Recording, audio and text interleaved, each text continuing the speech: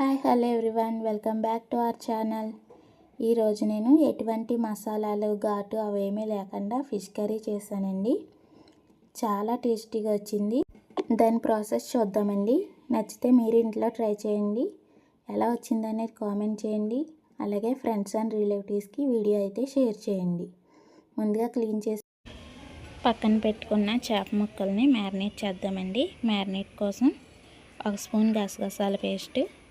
చేపల కూరలోకి కారం ఎక్కువగానే ఉండాలి కదండి. నేనైతే 3 స్పూన్లు తీసుకున్నాను.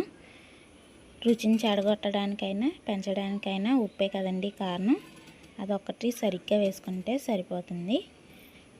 తర్వాత 1 రెమ్మ కరివేపాకు తీసుకొని కొద్దిగా ఆయిల్ వేసి బాగా ఒకసారి మిక్స్ చేద్దామండి ముక్కల్ని. మసాలాలన్నీ బాగా పట్టేంత వరకు అలా పెట్టుకున్న చేప ముక్కల్ని మూత పెట్టుకొని ఒక 10 నిమిషాల పాటు ఫ్రిడ్జ్లో అయితే పెడదామండి.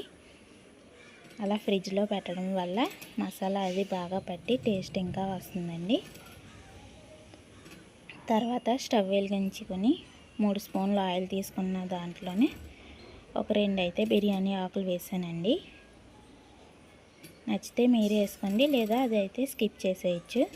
తర్వాత ఆయిల్ మరిగాక ముందుగా ఆడి పక్కన పెట్టుకున్న టమాటా ఉల్లిపాయల పేస్ట్ అయితే ఆయిల్లో యాడ్ చేద్దాం. అలా వేసిన తర్వాత 3 రెమ్మల కరివేపాకు అయితే వేసుకుందామండి. బాగా కలుపుకొని మసాలాని 2 నిమిషాల పాటు మూత పెట్టి పక్కన ఉంచుదామండి.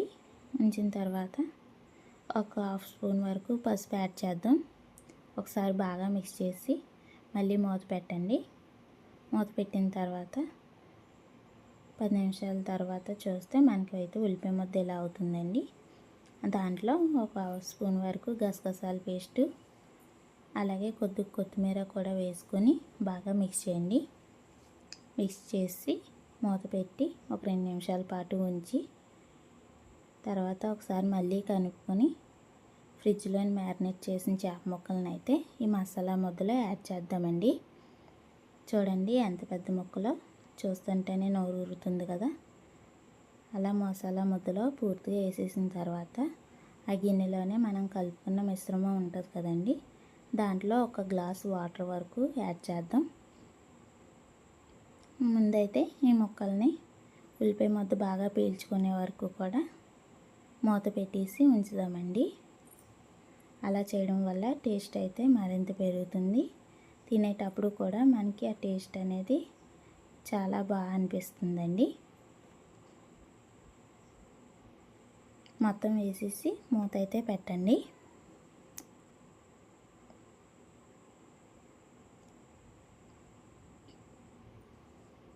మూత పెట్టి ఒక 5 నిమిషాలు అలాగా మసాలా మొత్తం పీల్చుకునేంత వరకు ఉంచి ముందుగా మనం గ్లాస్ నీళ్ళు అయితే తీసుకున్నాం కదండి మసాలా గిన్నెలోని, ఆ నీళ్ళు అయితే యాడ్ చేయండి 1 గ్లాస్ వరకును.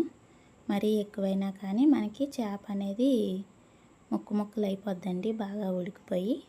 అలా కాకుండా కరెక్ట్గా 1 గ్లాస్ అయితే మనకి కర్రీకి సరిపోతుంది. చేప ముక్కల్ని ఎప్పుడు కూడా గట్టితో కలపకూడదండి.